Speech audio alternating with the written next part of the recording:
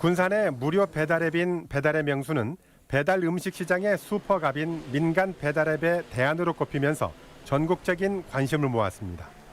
지난주 이재명 경기지사도 군산을 방문해 시스템 공동 사용을 요구했습니다. 또 우리 경기도는 또 이거 확대해야 되는데 사실 군산이 정말로 성공을 해야 돼요.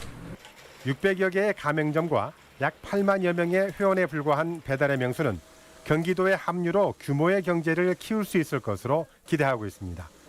수수료를 받지 않는 대신 소상공인 영역과 겹치지 않는 광고 유치 등을 통해서 특별 할인 등 소비자 확대 재원으로 활용할 수 있기 때문입니다. 그 가치가 다릅니다. 플랫폼의 주문자 수가 많은 곳에서 우리가 하게 되는 광고라든지 또 그것으로서의 빅데이터로서의 가치는 배달 음식에만 국한하지 않고 전통시장이나 소규모 영세점포의 상품으로 대상을 확대해야 한다는 목소리도 높습니다. 배달은 사회적 기업을 설립해 처리하면 소상공인과 상생 가능한 일자리 확대로 이어질 수 있기 때문입니다. 또 전국화가 되면 콜센터와 데이터 센터 등 실질적인 일자리 활성화도 기대되고 있습니다.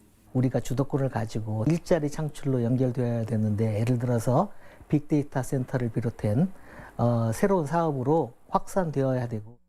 이제 첫 단추를 꿰는 정도에 지나지 않은 공공 무료 배달 앱을 군산시가 어떻게 전국화와 업종 확대로 새로운 일자리를 창출한 성공 모델로 성장시킬 수 있을지 주목되고 있습니다. MBC 뉴스 송윤호입니다. 군산시의 공공배달앱 배달의 명수가 민선국의 출범을 앞두고 시험대에 올랐습니다. 여러 지자체가 벤치마킹을 할 정도로 도입 초기에 커다란 반향을 일으켰지만 투입 예산이 크게 늘고 효과는 반감되는 악순환이 계속되자 신임 시장직 인수 TF팀이 정책 재검토에 나선 건데 이 지자체 공공배달앱 정책의 시초격인 만큼 반향이 예상됩니다. 허연우 기자입니다. 지난 2020년 전국 최초로 개발된 공공배달앱인 군산시의 배달의 명수. 수수료 부담이 큰 민간 배달앱의 대항마로 반향을 일으키면서 이재명 당시 경기지사가 군산을 찾는 등 타 지자체의 벤치마킹도 이어졌습니다. 하지만 1,500개 안팎 가맹점의 지난해 매출은 52억 원 수준으로 2021년 대비 42% 급감했는데 한 업소당 매출 비중은 월 평균 50만 원 안팎에 불과할 정도로 위상이 추락했습니다. 하루에 거의 한 120개 정도 이상이 배달이 나가는데 그럼 하루에 2건이면 뭐 2%도 안 되겠죠. 이쪽으로 많이 들어왔으면 했는데 그러지 못한 거에 대해서 좀 너무 아쉽죠, 솔직히.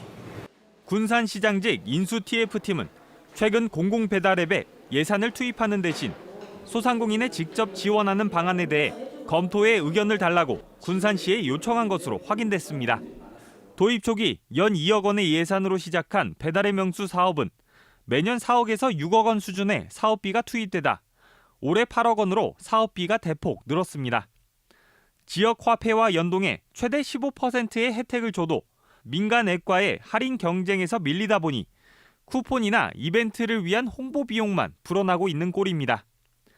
이 같은 상황에 김재준 당선인도 투입된 예산 대비 상인들이 받는 혜택이 크지 않다며 선거 과정에서부터 폐기 또는 축소를 공언해 왔습니다. 이에 군산시는 예산을 직접 지원한다 해도 업소당 혜택이 크지 않은 데다 매출이 반등하고 있다며 정책 유지 쪽으로 의견을 낸 것으로 전해졌습니다. 피해를 하고 있고 좀 상향될 부분이 있어서 당장 뭐 우리가 어떻게 할 수 있는 부분은 없다. 조금 더 커넥트나 이런 걸 좀 넣어가지고 발전하는 방향으로 가면 어떻겠냐. 인수 TF팀은 정책 효용에 대한 분석을 진행 중이라며 존피해에 대해 가능성을 열어두고 검토하고 있다는 입장인데 공공배달앱의 시초격인 성격상 후속 대책의 효과 또한 관행적으로 유지되고 있는 타 지자체의 공공배달앱 정책에도 큰 영향을 줄 전망입니다. MBC 뉴스 허연호입니다.